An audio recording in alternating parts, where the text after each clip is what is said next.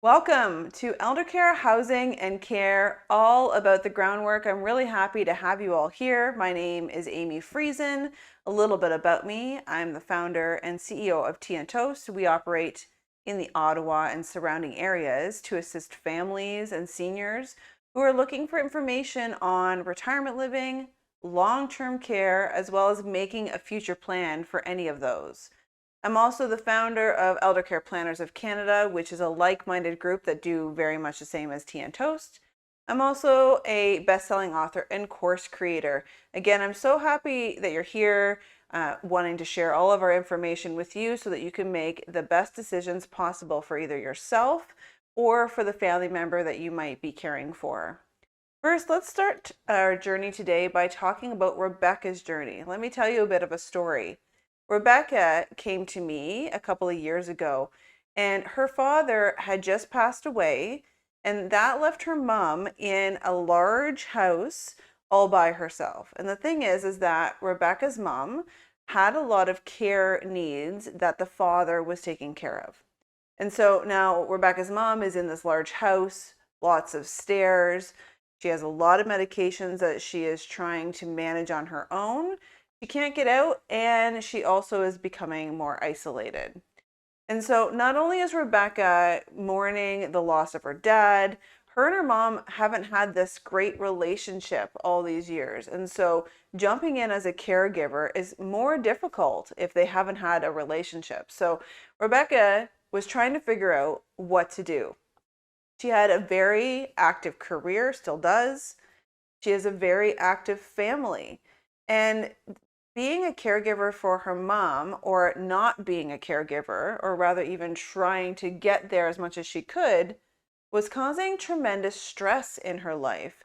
She felt overwhelmingly guilty because she wanted to be there to help her mom, but it was more difficult to get there because being a new caregiver, trying to fit in a new schedule is always a bit tumultuous. So what Rebecca and her family really needed, and what Rebecca was looking for her mom, was a safe environment. No more stairs, no more trip hazards. She was also looking for availability due to the urgency of the situation. Dad just passed away. Mom's in this unsafe situation, not managing her medications. There's physical issues in the home. And so they needed availability right away, in Rebecca's thought. And also, Rebecca really wanted an active social home. Mom obviously just lost her husband, was becoming isolated. And although nothing would fill that void of her husband's company, being in a home that actually had some activities going on and the chance for her to make new friends was really something that Rebecca wanted for her mom. Now, when other families come to us, their journey can look very different. It can look similar to Rebecca's, but it also can look like they're looking for their loved one to feel less isolated.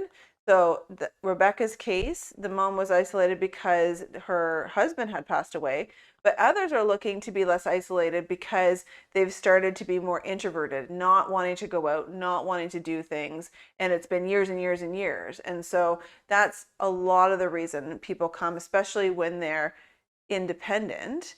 A lot of people come to us to have a look at what are the social situations that we can look for mom or dad.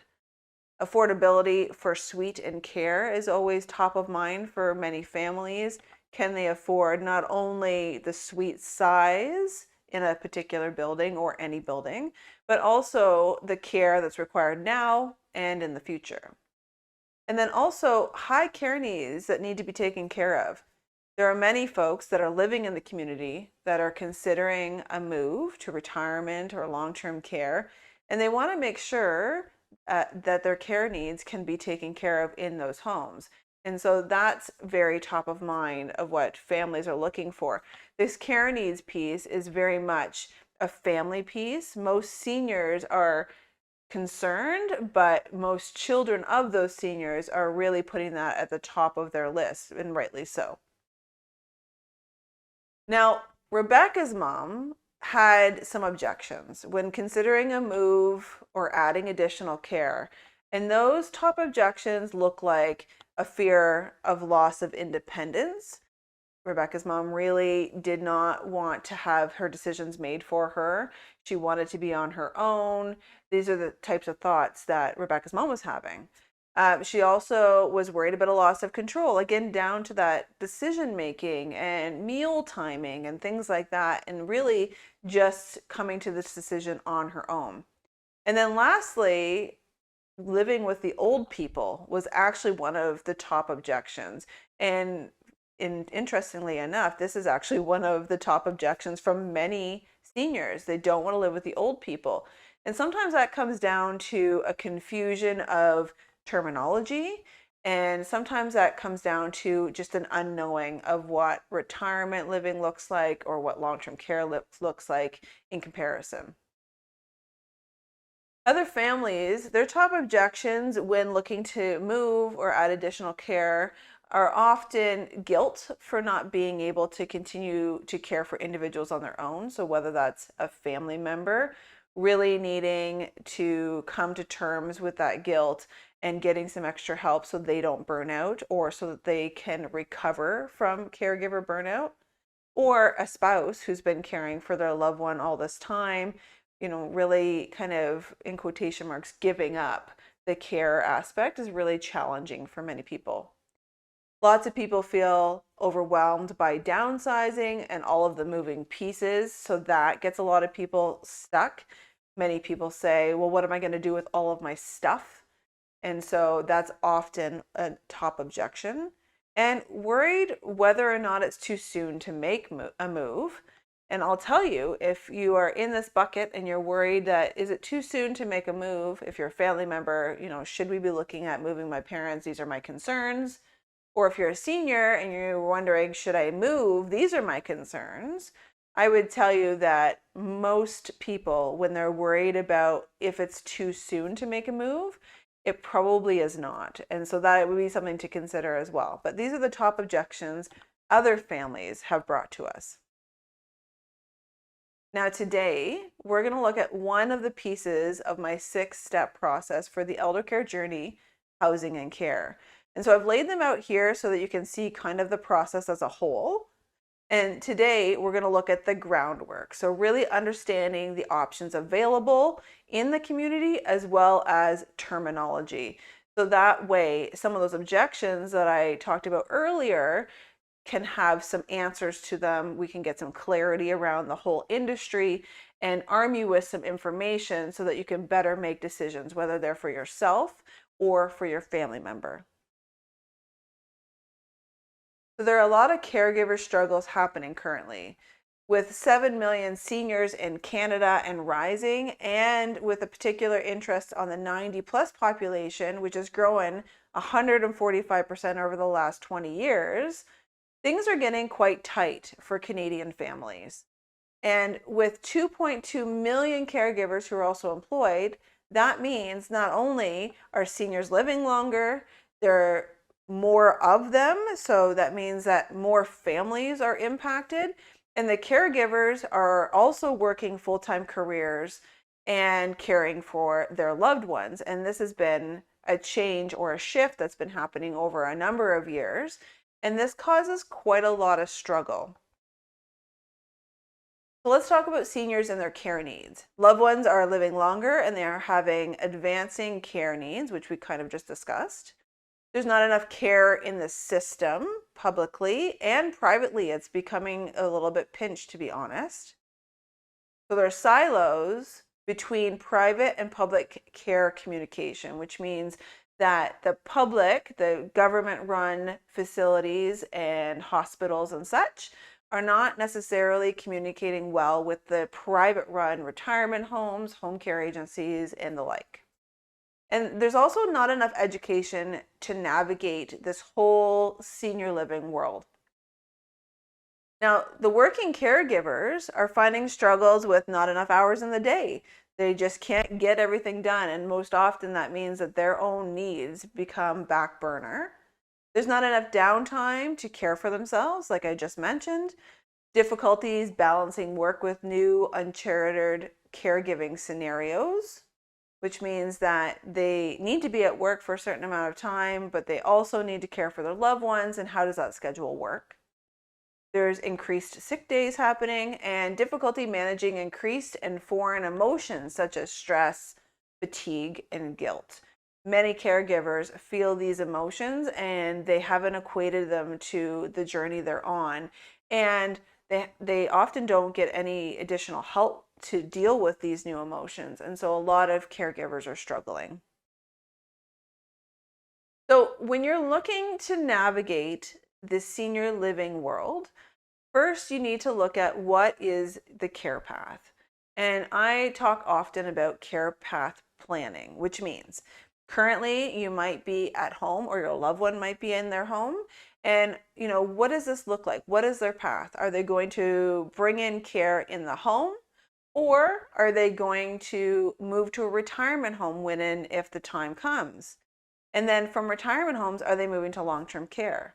Some people move from home to long-term care.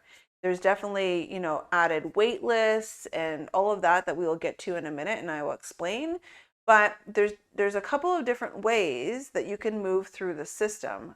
Now I know many of you listening to me talking say I'm going out feet first from my home, and although that is, a lot of people's preference, one of the main faults I see in that is that if that is your plan, then it's more important for you to actually make the physical plan and get the supports in the home so that you can stay there as long as possible. Most people who want to stay at home don't make a plan, and then they end up in hospital and then into long-term care or retirement, and then they're unhappy. And so it's really important to kind of talk out this plan, make something that works for you in the timing, and be educated on each of the systems and how they work and how they can work together so that you can make as clear of a path forward as possible. So now we're going to talk about some of the terminology that you're going to hear in the hospital system, in the home care system, as well as in the housing system. Firstly, independent activities of daily living, which are also called IADLs, are activities that you often learn in your teen years. And so they look like managing shopping and meal prep, managing home maintenance and cleaning, managing personal finance, managing transportation, communication, and medication. Now, when folks start to need some help, I often see families start to take on these pieces first.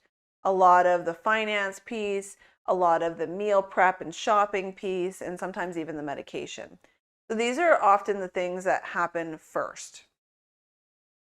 And secondly, the activities of daily living, the ADLs, are things that you learned when you were young, such as personal care, selecting your clothes, getting dressed, managing your appearance, bathing, just washing your body properly, ambulation, which is walking, the ability to get around the house, whether or not you're using a mobility aid or not, toileting, getting to and from the washroom, using it properly, being able to clean yourself up, feeding, physically getting the food from the plate to your mouth, and also transferring. So how you transfer out of bed. How do you get out of bed in the morning? Is it easy? Do you need help?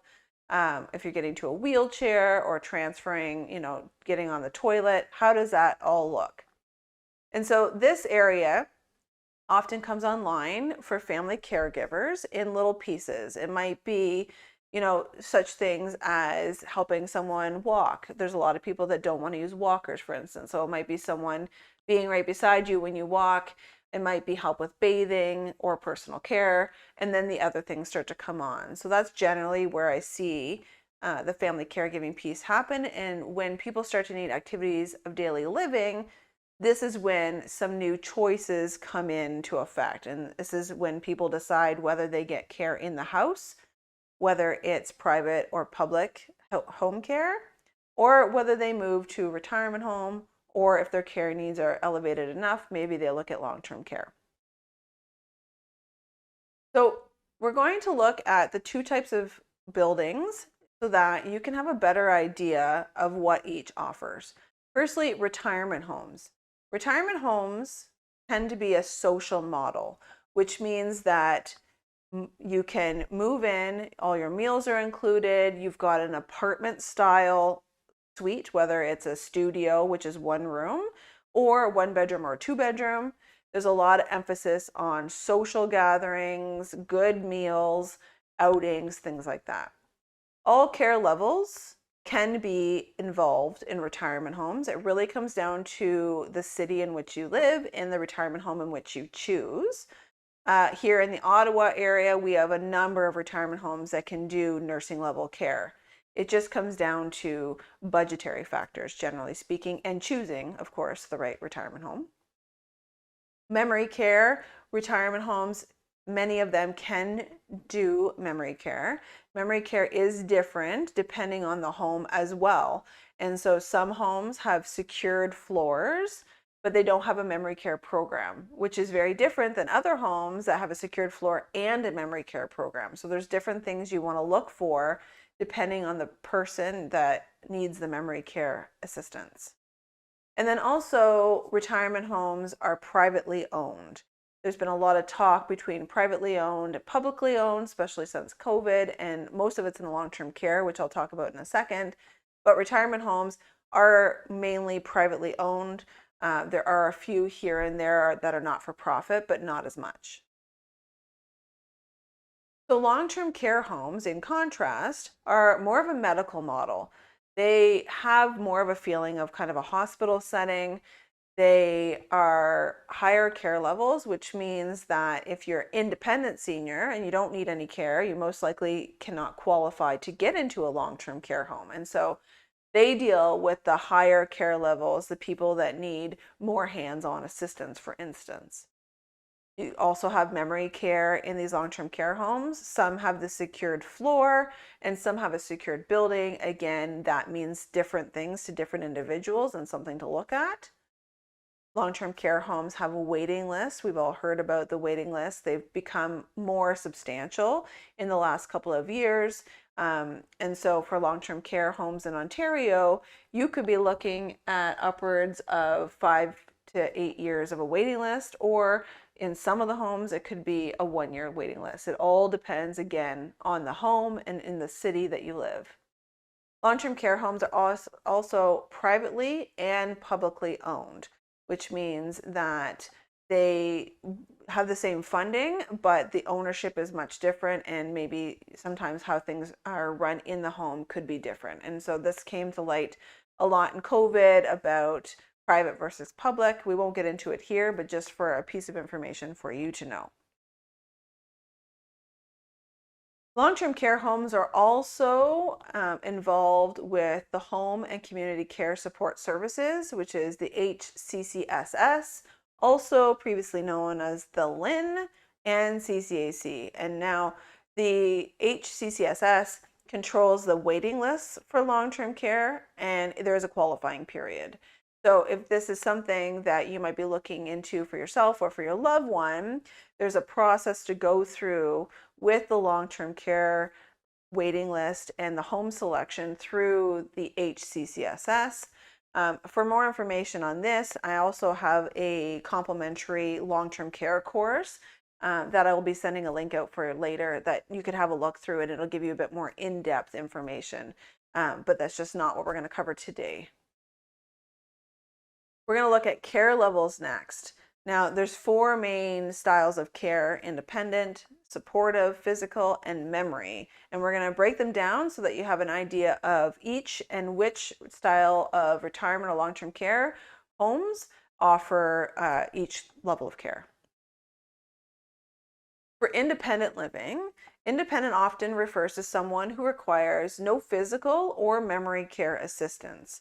So when living in a retirement home, the services that would be included in your monthly rate would be housekeeping, meals, and activities. No care at all. If you're independent, you most likely won't qualify for long-term care at this point. You don't have enough care needs.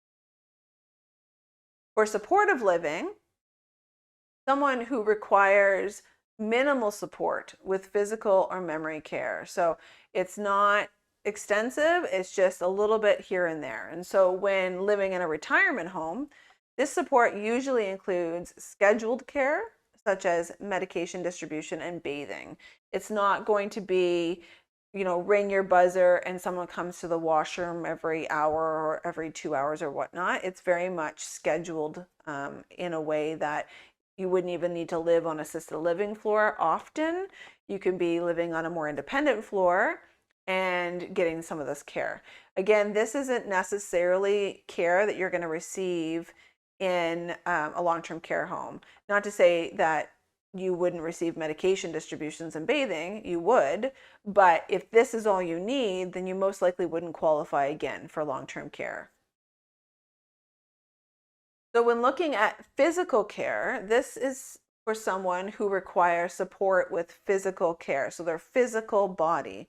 When living in a retirement home or a long-term care home, support usually includes care such as bathing and walking and transferring, things like that. So you can get this care in both long-term care and retirement. You still may or may not qualify for long-term care depending on how much of it you need, but this is more in the realm of being able to get into long-term care. And again, the HCCSS would do qualifying with you and let you know whether or not that would be enough if you had high enough needs to get into long-term care. But retirement homes can take care of it just fine. And then memory care. This is for someone who requires support with memory care, meaning that they have a cognitive decline, whether from dementia or brain injury or something like that.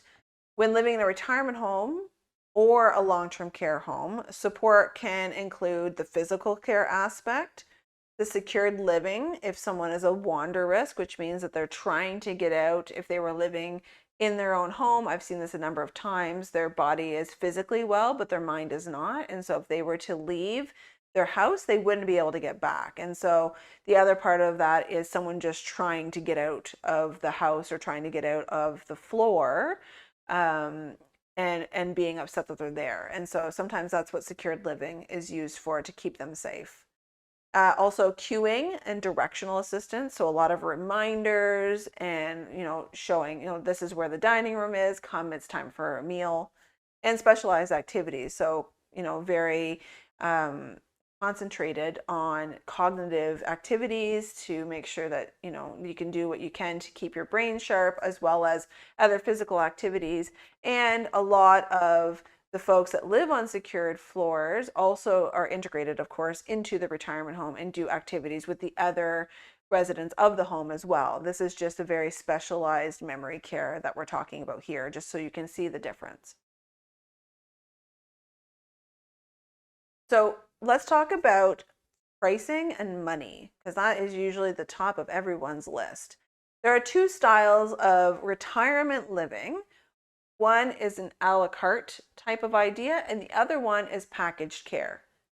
So in the a la carte, any care services that are required, such as what's listed here, the medication, transfers, ambulation, bathing, dressing, toileting, are charged per service or in minutes on a monthly basis.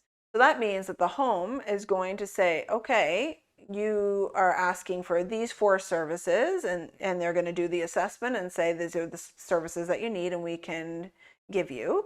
And then they're going to put together your own personalized package, and that will be a monthly rate.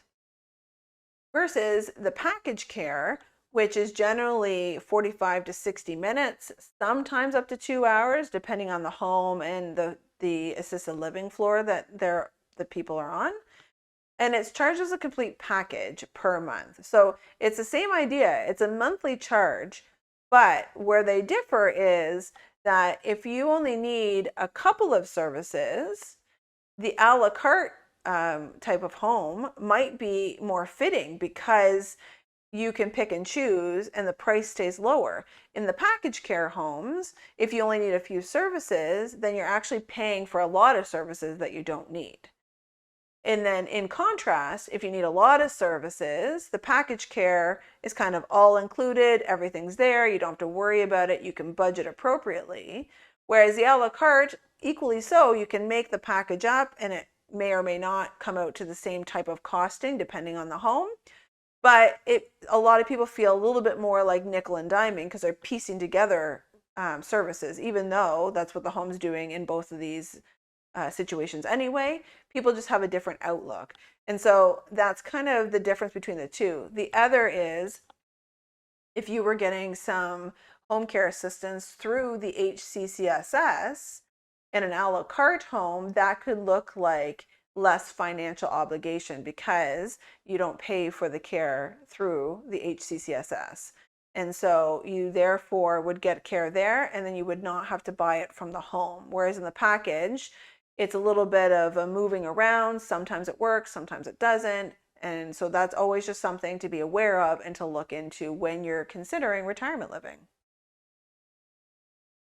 And so these are some brief finances. They're very approximate, and it's just to give you an idea. So a studio suite that someone is living in who is independent for care, meaning they don't need any care services, in the Ottawa area could run somewhere between $2,500 and $4,000 a month. Again, that's usually including housekeeping, meals, activities, sometimes outings, and things like that. The same studio suite with maximum care could be up to $10,000 a month, depending on, this is maximum care. So all of that care services that we've already talked about, everything in, depending on the home, that's what it could look like. And again, these are studio suites. So if you're looking at a 1-bedroom or 2-bedroom, those prices are all going to be changed. So this is just to give you some really basic base information to look at, because a lot of people have the wrong information about finance. And I will tell you, it really does come down to the care and where the home is, what type of home. There's a lot of factors. So don't let this scare you. It's really worth a conversation if this is where you're finding yourself. There's more than likely options. This isn't even accounting for some of the options that Ottawa has, like shared suites. We have some retirement homes that can do shared suites as well, which are less money than this. And so this is just some basic accounting information. Some other add-ons would be something like a second occupant. So if you have a partner moving in with you, parking, phone and cable, tenant insurance, and the care, just to break it out for everybody, kind of what you're looking for. Now, for long-term care, the cost includes all of the care and personal sanitary items. And so when you're looking at the cost for long-term care, it's substantially different than retirement living. So remember, retirement is private. And so it's based on budget. Usually when people can move in, it's based on them funding their retirement. Long-term care is based on someone funding their retirement, generally speaking, but it's subsidized heavily from the government. And so when you're looking at these prices, these are set by the government for Ontario. So a basic room is in and around $1,900 a month, which is now 2 beds per room. Semi-private room is $2,300 a month approximately, and a private room is around $27. And so when you're looking at that already has all the care, that already has even things like depends and sanitary items like that, that's all included, where it's not included in retirement. But again, you're looking at a completely different type of environment. Many people are sharing suites in long-term care and such. So once again, there is that long-term care course that I'll send out to you. So if you want to learn more about long-term care, you can. I've discussed this more in detail there. So what happened to Rebecca and her mom? I wanted to finish my story so that you could kind of see start to finish. So you knew how Rebecca felt at the first and how her mom felt. And so what we decided on is that I would go into the mom's home with Rebecca and her mom there, and we would have a chat, because a lot of what I just taught you here is what I actually brought in to teach Rebecca and her mom. And mostly it's because people are just very unfamiliar with the senior living industry. Not many people have had to deal with it. It hasn't been something that's been, hundreds of years in the making. It's literally a really new industry still. And so when I met Rebecca and her mom at the house, we went over, like I said, all of the stuff I just taught you here. We looked around the house. I talked about the concerns that Rebecca had, but also the concerns as a professional I had when I was looking around the house. And Rebecca's mom did agree. She did agree to go and see a retirement home or let me do the search for her. She was reluctant. I won't lie. She was reluctant, but I love a challenge. So I did end up actually booking 3 tours for them. I did my research, I presented my options to them, and we went to the first tour, which is actually the one I thought would be the best fit. When we arrived at this retirement home, it was as if, I watch, body language. And so it was as if her eyes just opened, which was really interesting to see because, again, a lot of people haven't even been in a retirement home. And so, because I'm watching body language every time I'm touring with my families or if my team is touring, we're always watching what's happening. And so we went through that tour and we showed her the suites and we saw her getting excited and we sat, in the solarium afterwards and we had a conversation between Rebecca, myself, and her mom. And honestly, she said that that home was completely different than she thought and that she wanted to know what the next steps were to move in, which was a little bit surprising, to be honest. And so we went over next steps with the person at the home and we got her all booked. We got all of the medical information done. And wouldn't you know, she actually moved in within 2 weeks. And I followed up with Rebecca recently as she's actually become one of my colleagues now and friends. And her mom is thriving. She loves the home. She's very involved. And their relationship has actually gotten much better because the stress has been relieved. And I thought that that was a really awesome outcome. So, what can you do next? Like, what are your next steps? I wanted to leave you on a bit of a final note to let you know what next steps might look like for you and your family so that if you choose to plan and you choose to look into this, at least you have a bit of direction. We looked at this at the front, and so we're doing the groundwork today. And the other next 2 best steps would be if you are a caregiver and you're either caring for your partner or your parents or senior loved ones, the self-assessment webinar called The Life Blueprint is really a great next step for you. It really lays out how to set boundaries, how to make sure that you are being able to be the caregiver you want and not being pulled in 12 different directions so that you're not putting any of your needs first. And so that would be a really nice step for caregivers. The next step here, the talk workshop, is all about how to have that talk. Again, if you're a caregiver and you're caring for your partner or a loved one, how to have the talk is one of the things that we're asked about most often. People don't know how to broach the subject, and this workshop really takes you through a whole recipe of how to do that. And again, I'll send out the links in our post email so that you not only get a recording of this webinar to rewatch if you want or to go back and review, but you also get the links so that you're well prepared. As you can see, there's 3 steps after the talk, which include the action plan, really making a plan for each of those talks, which is kind of in the same boat as number 3. Measuring it, making sure that that plan still works and adjusting, and then figuring out when to implement and how to do that. And so this is the whole structure of moving through and planning the senior living journey. So in the meantime, I have a free download for you. It's called the Top 5 Eldercare Caregiving Mistakes. You can see that at teaandtoast.ca/bonus, or get out your phone and do the QR code here.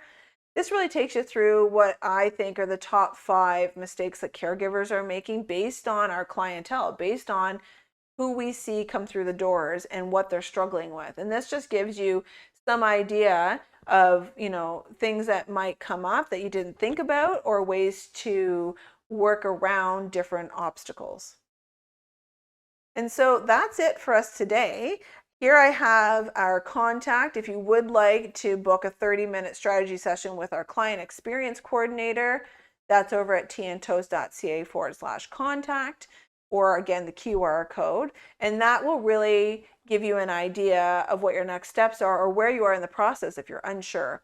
And then if you want to work with one of our advisors, then you would be connected with them right away. And now what I'm going to do is introduce my colleague Jean, who is going to do our question and answer period. So any questions that you have, please put them into the chat and we will read through them and answer them. Hi, everyone. I hope that you enjoyed that. I hope it was some valuable information. My name is Christy. I'm the Director of Operations here at Tea and Toast, and I'd like to introduce or reintroduce Jean Johnston McKitterick, who is our most experienced senior living advisor. She is going to head up the question answer period today. Let's see here. We've got some action in the chat box, which I absolutely love. Please feel free to keep that coming. Also, you'll see an option. There should be an option to raise your hand. And if I see any of those hands up, we'll call upon you at that point. Let's see here. Jean, I'll request that you unmute there. I'm going to click your button there and see if. Okay, good. Okay. Thank you. Hi, everyone. Okay, Kirsty, I'm ready. Awesome. Okay. So we've got a request to send the information on what resources there are out there for people to remain in their own homes. And so I will let you know that we are going to send a follow-up email to everyone here today and everyone who was on the list who could not attend today. And it's going to have the replay of this, of course, for you or for anyone in your life who you think might find value in this. It's also going to have any resources that were mentioned, such as that new long-term care course that Amy just launched. And we will include also some really great resources for home care and for anyone or for people wishing to remain in their home as long as possible. We have some referrals for that as well. So we're going to send all that great stuff out. So I think that answered the first couple questions here. And then, so we have a question on the home care situation and for looking for some improvements to be done in the home care. So if I may, I'm going to assume that we are talking about the public jurisdiction of who provides home care, which is the HCCSS, formerly known as the LHIN. Jean, do you have anything to add to what's going on out there with home care, specifically provided by the public sector? Yep. So this is all under Doug Ford and his ministers. And I believe the current Minister of Health is Sylvia Jones. And if you go into the Google and you Google Sylvia Jones or the Ministry of Health and Long-Term Care in Ontario, you will see her constituency office. So what I'll do is when Christy goes to add the resources and send it out to everybody after the call, I will get her to add that in there as a resource for you if you would like to reach out to Sylvia Jones directly or to Doug Ford. Awesome. Good. Okay. So we have a question about the subsidies. So can you talk about subsidies and how they kind of relate to both sides as far as long-term care as well as the retirement community side? Right. So in long-term care, the government subsidizes the long-term care. And I think Amy showed you some of the price points with regard to basic living. And basic living, just to be a little bit more detailed, used to be 4 people in a room. It is now down to 2 since COVID. And that was one of the great learnings. And one of the great things that we experienced was a reduction in the number of people per room. And then there's 2 people per room in semi-private, and there's 1 person in private. Those numbers, so private being about $2,900, that is already subsidized. And that's the amount that you have to pay. The family has to pay for the person that's living in long-term care. You can get additional subsidies for long-term care only at the basic level.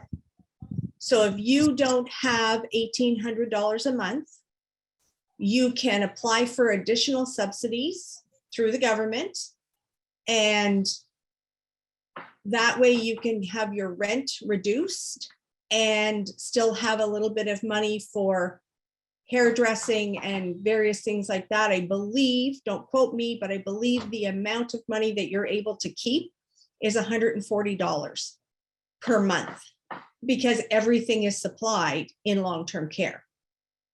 So that's long-term care. On the other side of the fence, with regard to retirement homes, there are very, very few retirement homes. In Ottawa, I think we have 4 that will offer subsidized placements.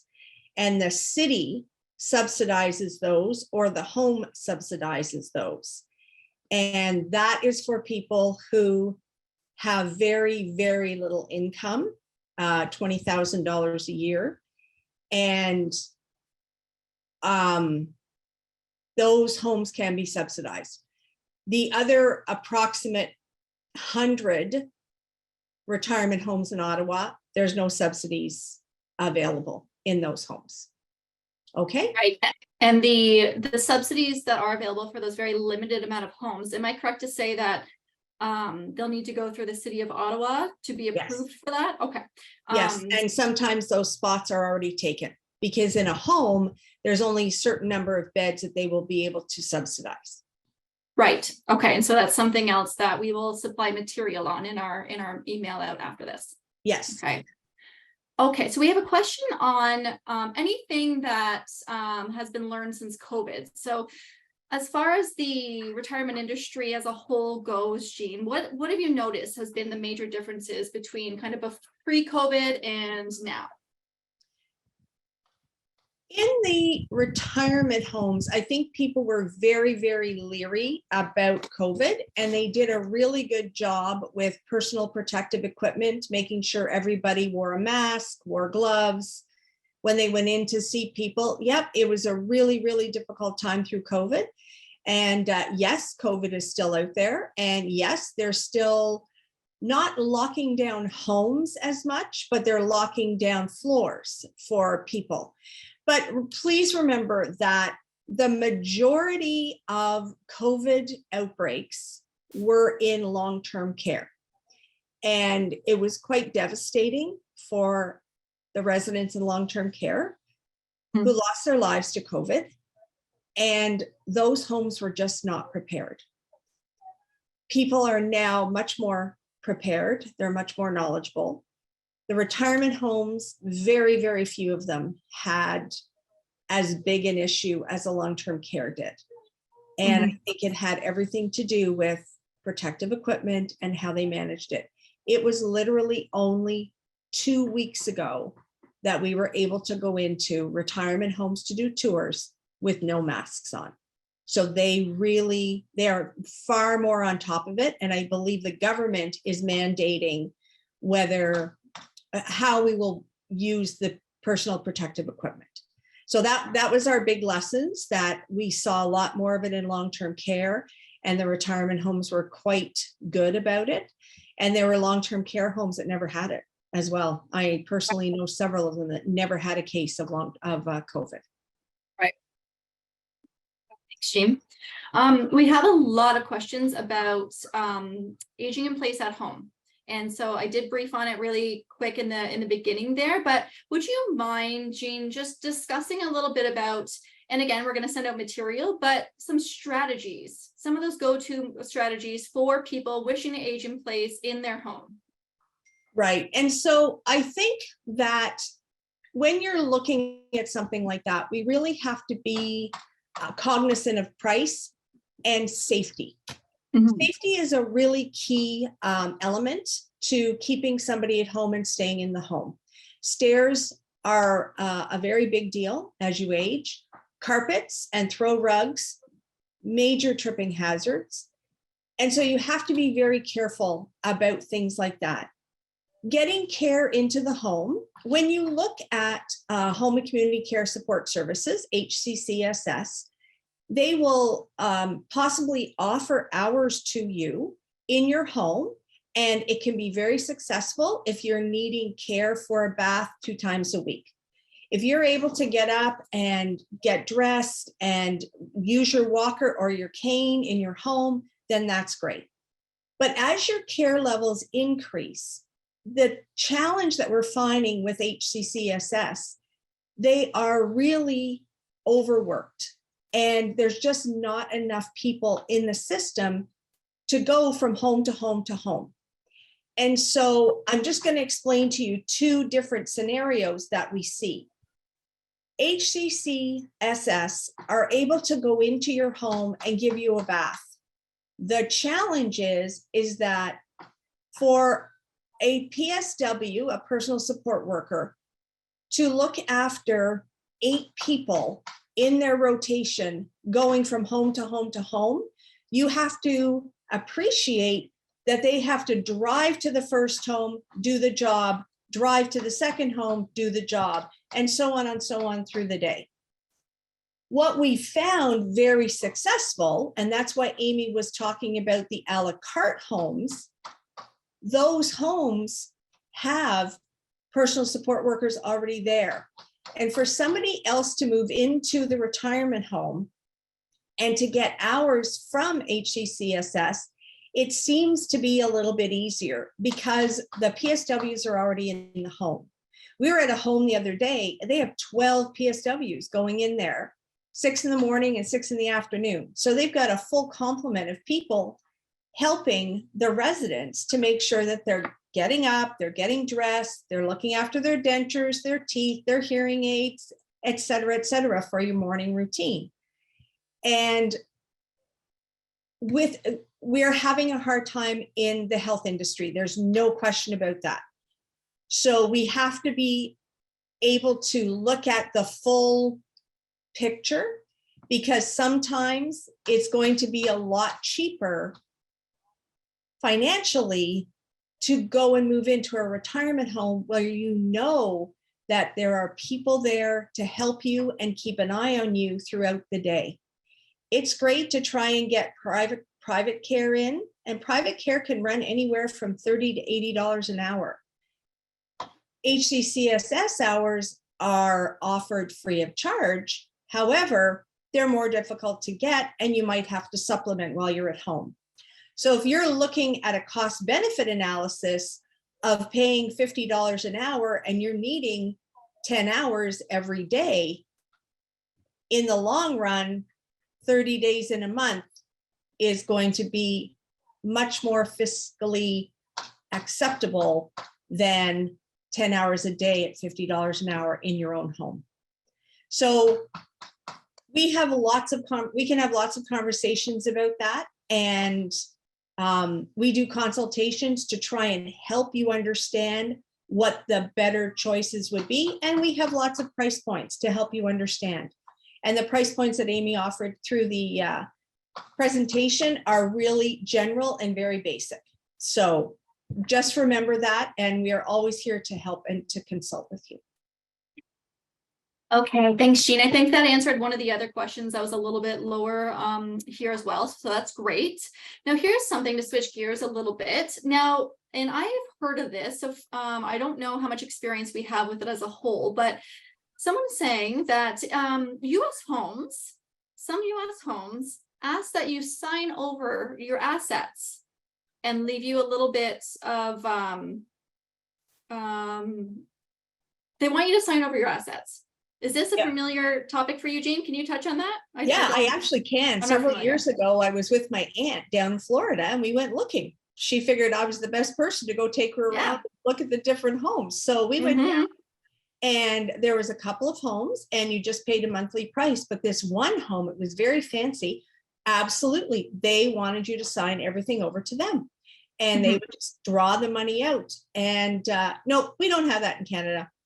So what happens though, in retirement homes, they don't ask for your finances. They don't need to know them. You're going to move in and you have to make good on your checks at the beginning of every month. And it's they like do rent payment in an apartment. That's right. They do automatic withdrawals, and that's how it gets paid. In long-term care, it's a little bit different. I think it's okay when you are going into private or semi-private But when you're starting to ask for additional subsidies, that's when they want your finances. And they're not going to take over your finances. They need to see how much money you're making. And all of that money goes to the home, and they give you that $140 that I was mentioning to make sure you can get foot care and you can get your hair done and you can buy snacks or whatever the little things are that you want throughout the month. Okay. So no, that does not happen in Canada. And that's a really good question. Thank you for that, Brian. Brian, yes, good. Okay. Someone wants to know what meeting with one of our advisors looks like. And so essentially what I can tell you is that there was the slide on here, but of course, if you go to teaandtoast.ca, specifically the /contact, that's where you're going to see an opportunity to call us, email us. You can book an appointment right online there. And so phone number is 613-698-1319.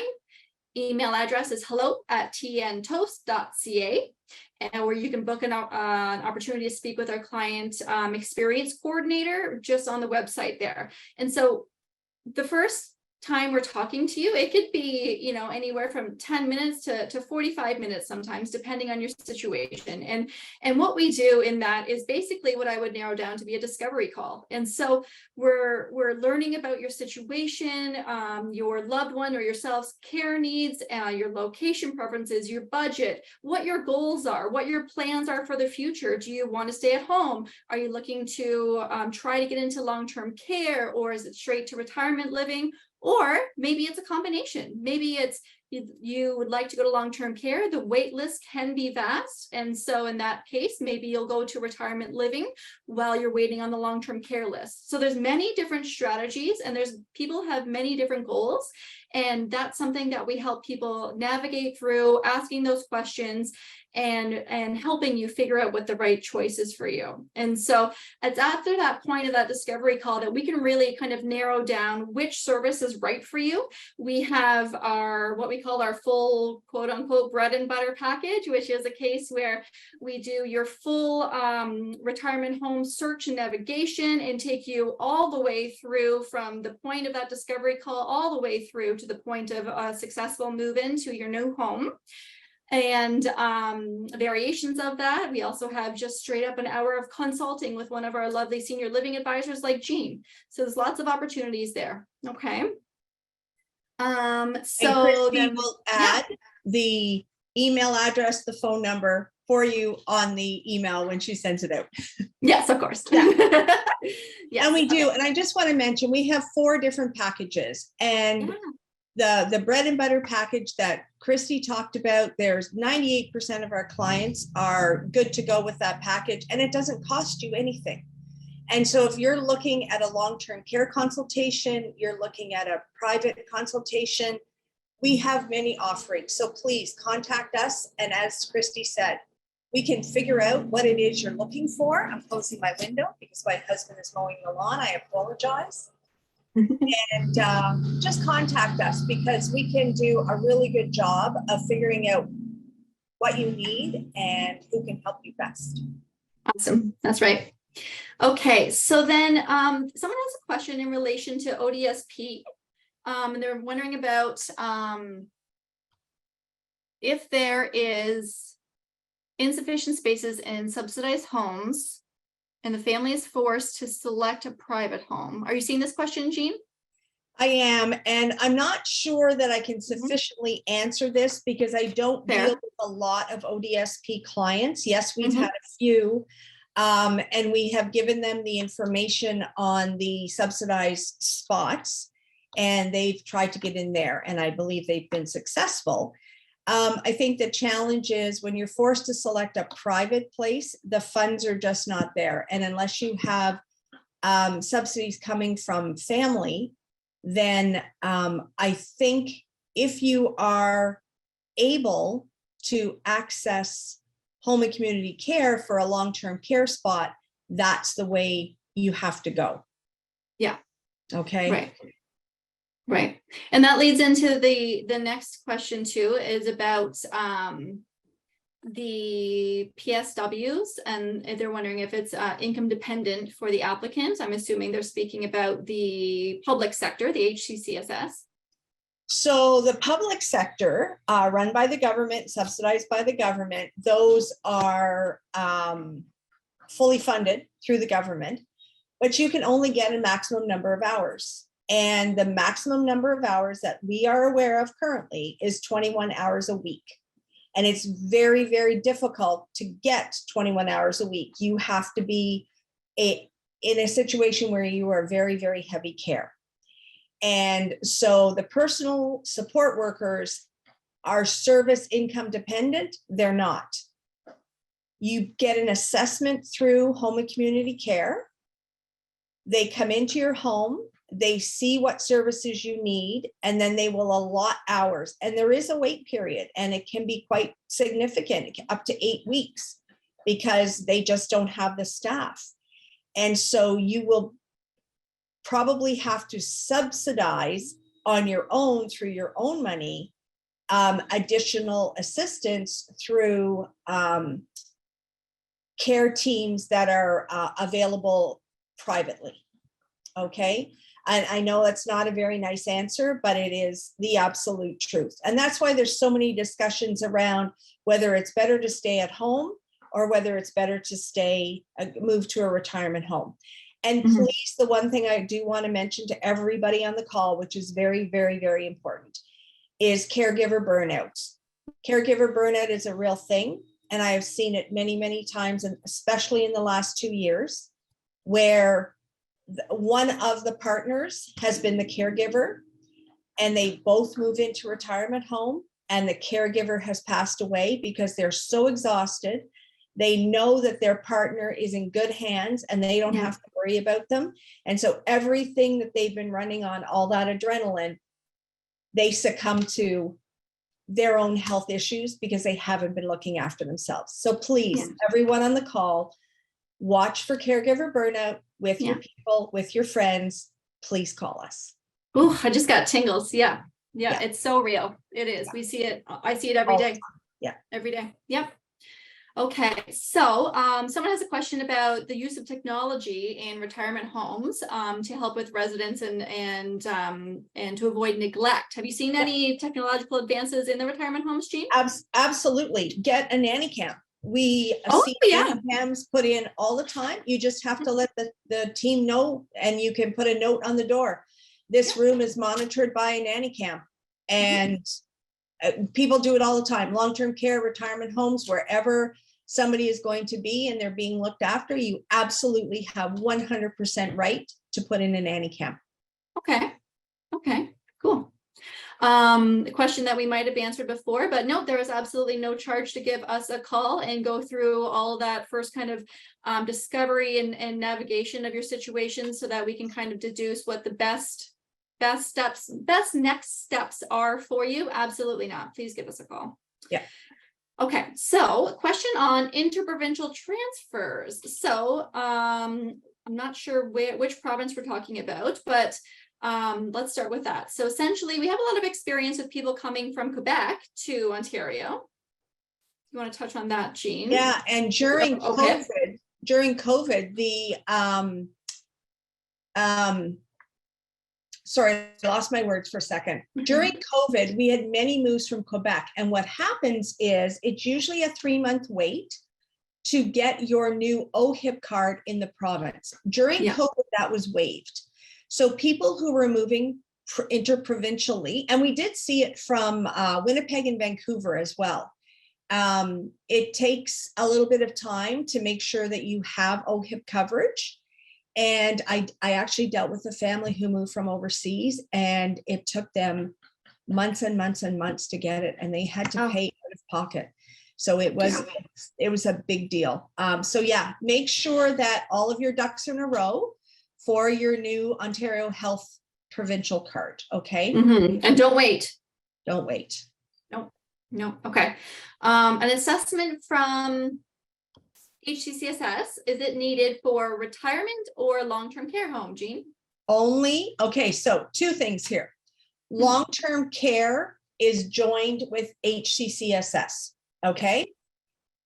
If you are going to move into a retirement home that has a la carte fees, and you are looking to have some PSWs come in and work with you for AM care, PM care, and bathing, which can then be offset by the PSWs who come in free of charge from HCCSS, you will then need an assessment from an HCCSS worker to see how many hours you're entitled to.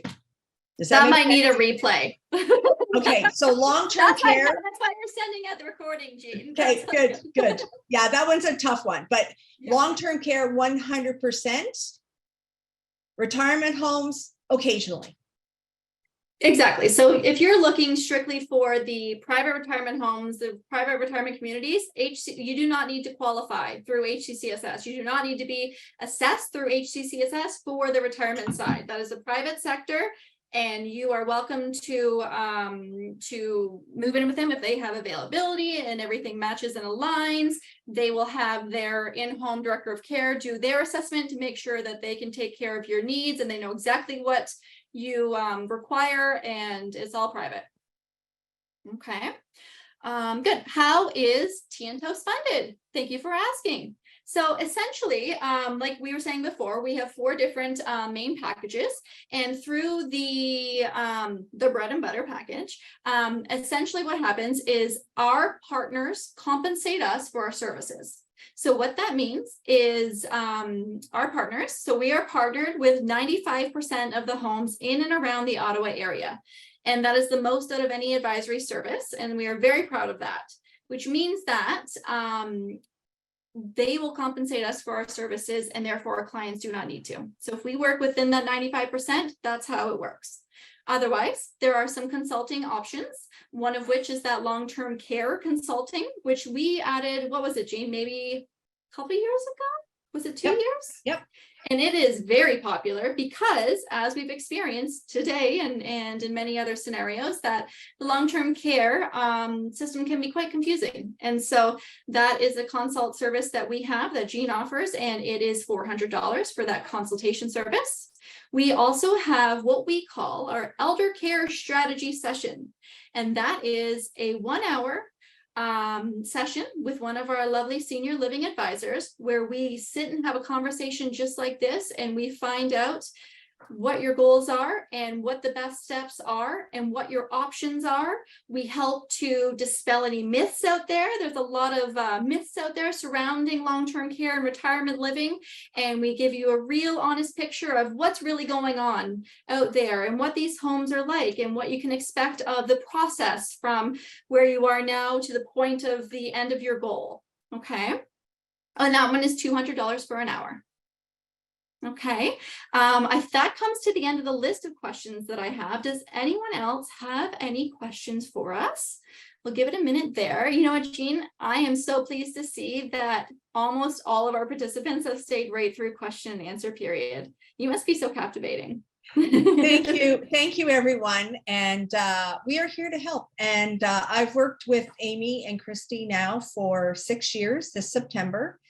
And I can honestly tell you that this is the most wonderful job, being able to help seniors. And I live vicariously through all of my clients, as I lost my mom 4 years ago. And so I'm really glad that I get to help seniors, because I love them. They're so cute. So cute.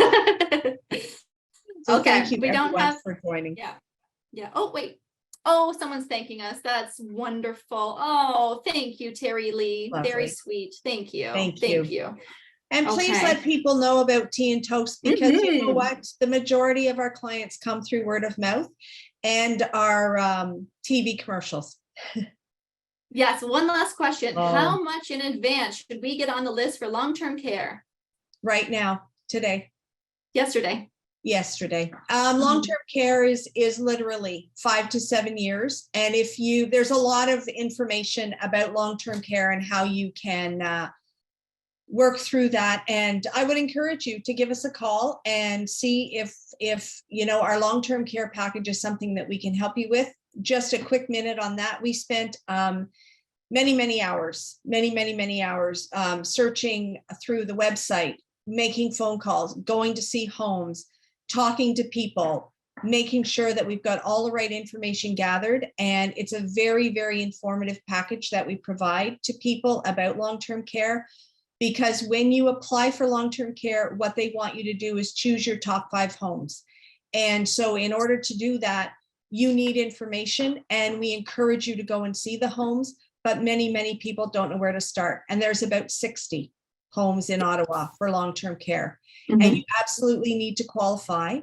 And there's 4 levels for it. And again, you have to qualify, but if you have memory issues starting and your doctor will substantiate that, I would encourage you to get on the long-term care list as quickly as you can, because when push comes to shove, 4 years from now, if your person is really desperately needing memory care and they don't have a lot of funding, you're going to want them to be on that list. So get them on as quick as you can. Mhm. And just a note, a little asterisk on that is that unfortunately, tea and toast, because HCCSS long-term care is the public sector, we can't help you with bumping you up in the wait list, unfortunately, or anything like that. Where we can come in is at the point where you have been deemed accepted into that program and then encouraged to pick your top 5 homes. That's our point where we can really set into action and help you narrow down those homes. Of course, we can give you all sorts of guidance and information, as you've seen in this webinar, with kind of getting to that point. But unfortunately, we can't help you with bumping up on the list or anything like that, just so I've said that. And then another answer to a question here is, yes, you do need to apply long-term care. You need to be accepted to long-term care. That information I'll send out in the follow-up. It is, you would be going through HCCSS. You would be asking for an assessment to be done, and you or your loved one, okay? And how does someone know if they're going to need long-term care? How do they know, Jean? Viola, I really wish I had a crystal ball for so many people. Unfortunately, nobody knows, but you know yourself, you know the warning signs in your life. If you are failing, if your health is failing, if you have been diagnosed with something, there's all kinds of things, Lewy body dementia, there's Parkinson's disease, there's all of these different things that people are being diagnosed with. Yeah. And if you have that type of diagnosis, I would suggest that you get onto the long-term care list. But I will say one thing to everybody here, please go out for a walk every day. It's really important. And the number of people that I see failing because they didn't get out for a walk, it's pretty astronomical. So have a good walk today. Okay, on that note, we're going to sign off. This has been a really wonderful webinar, and I'm really appreciative of everyone who's stayed with us through the question answers. Again, we have lots and lots to send out to you in the follow-up, so be prepared for that, okay? And you're very welcome. Thank you very much, Linda. Thank you, everyone. Okay. Have a wonderful day.